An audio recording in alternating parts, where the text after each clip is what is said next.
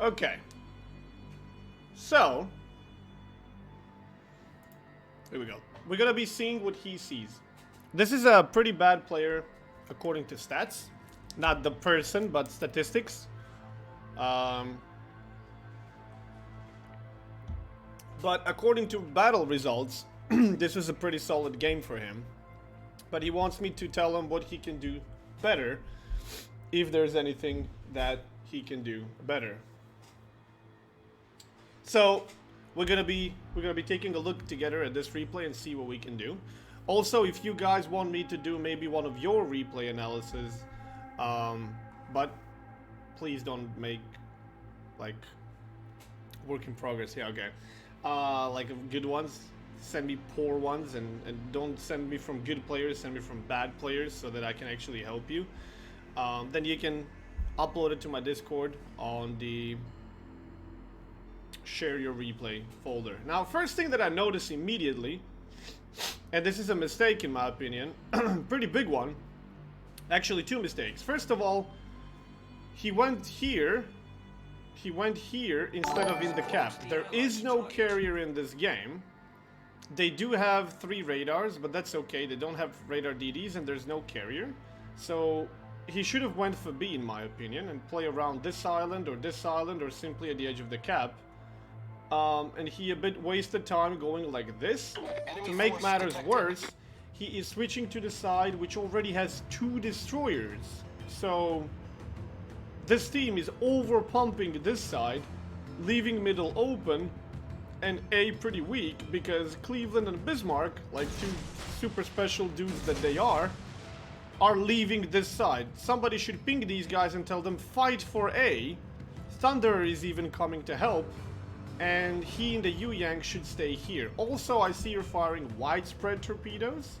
Now, in this particular situation, I can kind of understand why. There is 4 ships you could be hitting here, and you don't know which one is going to be where, so you just fire widespread to cover the entire channel. But you should still kind of make up your mind and go for 1 or 2 targets. That way, you're going to be able to increase your chance of hitting that 1 or 2 targets, but you immediately eliminate the chance of hitting the others. Your position is also pretty dangerous right now, because you are in secondary range of these 2. You are very close to being in radar range of these 2. There's a ship there that's a Hindi in front of you. There's a Kremlin on the other side, and somebody did cap B. Yeah, you're detected. Smoke generator started. Okay, you land a torp on a Bismarck. Maybe even that other guy takes it. I guess he got spotted from the enemy destroyer, which should be Yugumo or Gearing, if they're running legendaries. And what you're doing right now is you popped your smoke, you made barely 2 puffs of smoke, and you're remaining stationary in your smoke. You don't realize there's a Yugumo detected behind you that you should be shooting. You're tunnel visioning on Kremlin, I presume, because you want to fire your torpedoes off that are reloading for another like 15-20 seconds. What you should be doing right now is helping your Shimakaze shoot Yugumo. You're not exactly tunnel visioning, but you're basically tunnel visioning. You should be doing this. And then, when the time is right, turn around, fire torpedoes, and then go back to Yugumo. See, Yugumo died, you didn't even know. Like, you're not even aware that there was a fight really close to you. To make matters worse, this same Yugumo could have been your demise. He could have popped torpedoes in that smoke and you would be dead. And you don't know this. You're not even checking what's behind you. You should be looking to your left and to your right since you already found yourself in this position. I can understand that you don't want to shoot maybe Kremlin with your guns, because if you shoot him with your guns, he could do what he's doing right now, turn in. So this is a bit of a bad luck. But you should be shooting the Bismarcks then. You're not torping them, so you don't care what they do. Shoot them, pump up your damage a bit. You could definitely be having at least another 20-30,000 damage here, only with your guns. And a pretty big portion of that damage could have been to one tier 9 destroyer, which would look good in your like battle results screen. You did score a torpedo on Kremlin. You're bugging off from that guy. That was a massacre here. Meanwhile, A is free. You guys lost B because, for example, you weren't there. If you were there, you could have probably expected some support. But this match is pretty bad from the point of view of the team. Positioning is pretty crap here. Like, giving up A for free, giving up B for free, and then a carnage over C. That's partially endorsed by you as well, because you went there too. And now you're kind of putting yourself in a very, very shit position where you're gonna get detected. And I've also noticed one thing, which I can't do here, but I can do here. Your detectability range by C is 6.5 kilometers, dude. So you are not running a concealment expert, or you're not running a concealment, either captain or module. That's a mistake. You should definitely get that. I don't know if you have credits or maybe that's the problem.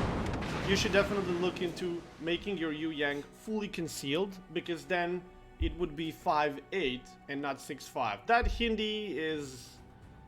I don't know what to say. You should be shooting him with guns, by the way. Like, here's an advice. After you fire your torps, stop standing in this torpedo view, because it's not doing you any good. It's actually doing you bad. Your camera is more zoomed in when you're on torpedoes than when you are on guns, which means you have less field of view than you would have when you were actually standing with your guns. Also, you could be using your guns, not your torps, and you can still see the reload of your torpedoes, even if you're not on them. So, less usage of torpedo view, one of the things you can definitely easily change. Use your guns when you're smoked up. Another thing you can easily change when you are playing a destroyer. Don't use smoke screen only to cover yourself from the enemy. Use it to retaliate. Never stay stationary in your smoke if you can help it. Always move a bit forward or move a bit backwards, because when the torpedoes show up, you have a bit of momentum. You have a bit of speed that you can use. You constantly keep getting detected by targets which are above 6 kilometers because you don't have that concealment expert somewhere. You pop the speed boost, but you don't realize that your engine is dead. So you should definitely be repairing that engine and speed boosting the crap out of here. That could have been deadly for you actually, but you got away this time. Oof. 390 HP. You're not, like, see, this is one of the examples. You're not even looking what's behind you. You're not even maybe aware that the Hindenburg is the one shooting at you. You're maybe not even aware that Hindenburg might have a volley incoming on you that you could be dodging. You're just sailing in a straight line, and you're not paying attention to what's happening around you. Once again, you are stuck in a torpedo view, while there's really no reason for that. This smoke also, there was no real reason to smoke up. You weren't detected. You could have just continued sailing where you sailed. Your torpedoes were already fired anyway. You got 2 torpedoes on the Kremlin, so you got some damage. Being here right now is a very bad thing for you, because if that Kremlin has acquisition, actually he can't have acquisition anymore, but if he proxy detects you, you're dead. Another thing, the first time that you actually decide to shoot your guns is probably the worst moment to do so, because Kremlin is on 4 kilometers away from you. You are on 1 shot. If he blind fires in your smoke, you're dead. There's no way he's gonna miss you. Second thing, your smoke is about to dissipate. You should be bugging the crap out of here. If you had concealment expert right now, it would be fine, but you don't, you're gonna get detected. He's gonna shoot you. Okay, he's not shooting you. That's very lucky from you, actually. I also noticed that you're using your mouse scroll to zoom in and out. Don't use shift.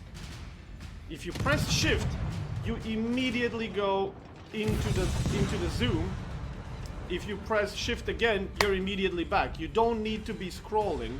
That's one of the mechanics you're gonna have to work on, because that will help you, trust me. Zooming in and zooming out with a mouse scroll is a horrible thing to do, and it's what everybody was doing at the beginning of the game, but eventually you get used to it. See, it takes you like 2 or 3 seconds to get yourself to a position where you can actually zoom and fight, instead of just pressing shift.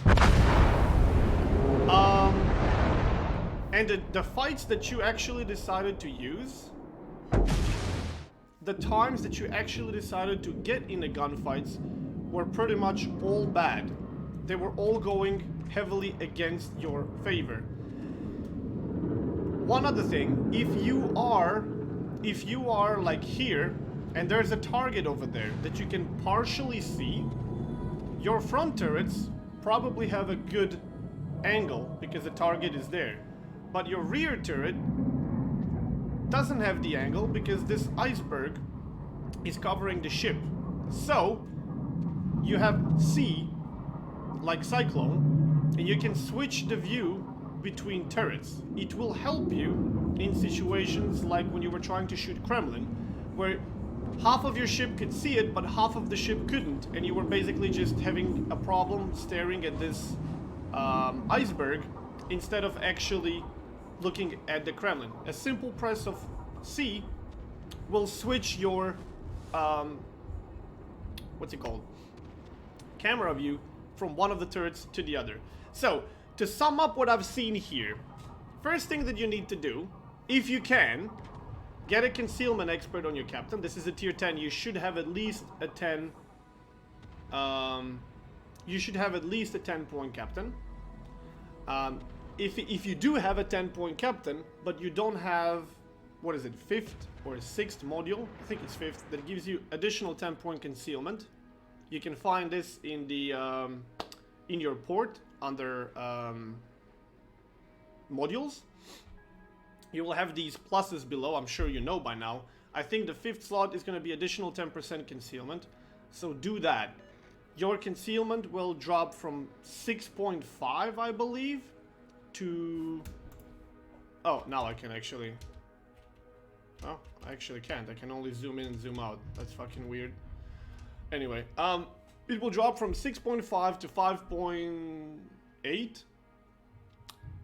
If you had 5.8 concealment in this battle alone, you would have been detected at least 4 or 5 times less.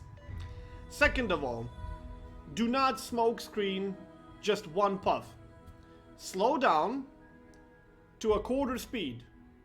Start generating your smoke and continue moving in any direction, and you will create additional 3, 4, 5 puffs of smoke, which will create 2 things. First, your enemies will have a harder time guessing in which of those puffs you are. 2,